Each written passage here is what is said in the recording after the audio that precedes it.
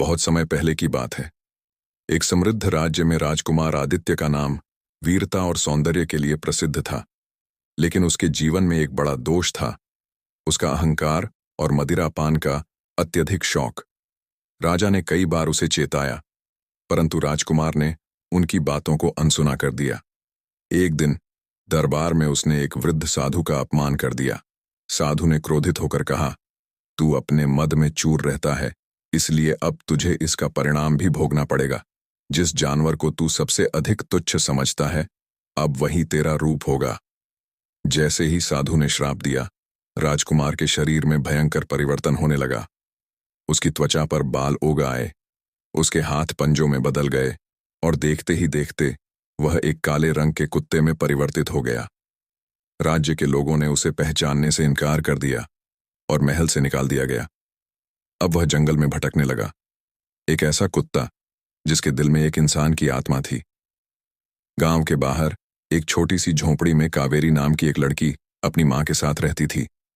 उसकी मां बीमार थी और घर की हालत दयनीय थी। एक दिन जब वह जंगल में लकड़ियां बीन रही थी, तो उसने एक घायल कुत्ते को देखा। उसकी चमकती आंखों में अनोखी पीड़ा थी, जैसे वह कुछ कहना चाहता हो। कावेरी को उस पर दया आ गई। वह उसे अपने घर ले आई और उसकी मरहम पट्टी करने लगी।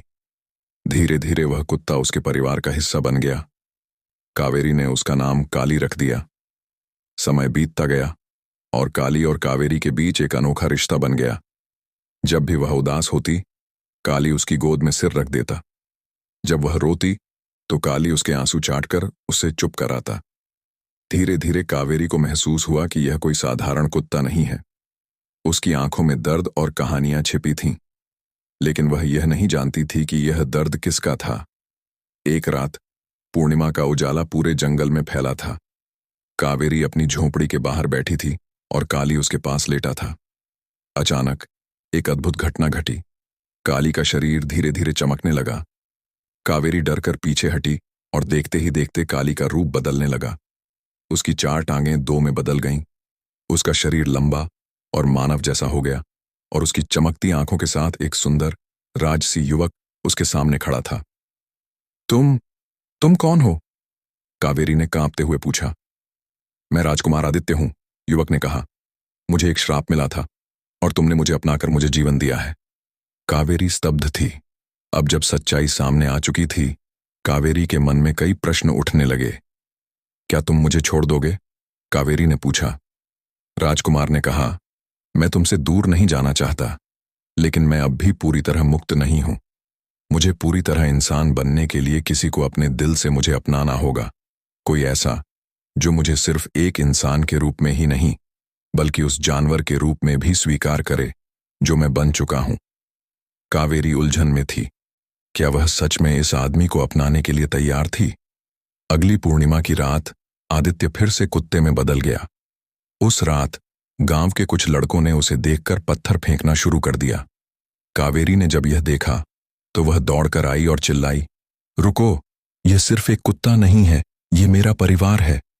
लोगों ने उसे पागल समझा, लेकिन वह काली को अपनी गोद में लेकर बैठ गई और रोने लगी।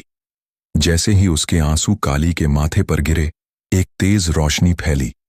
काली धीरे धीरे उठकर खड़ा हुआ और एक बार फिर से राजकुमार आदित्य में बदल गया। श्राप हमेशा के लिए टूट चुका था। अब आदित्य अपने असली रूप में लौट आया था।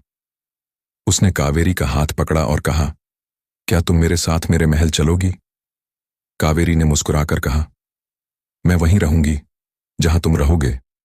कुत्ते के रूप में या राजकुमार के रूप में, तुम मेरे हो।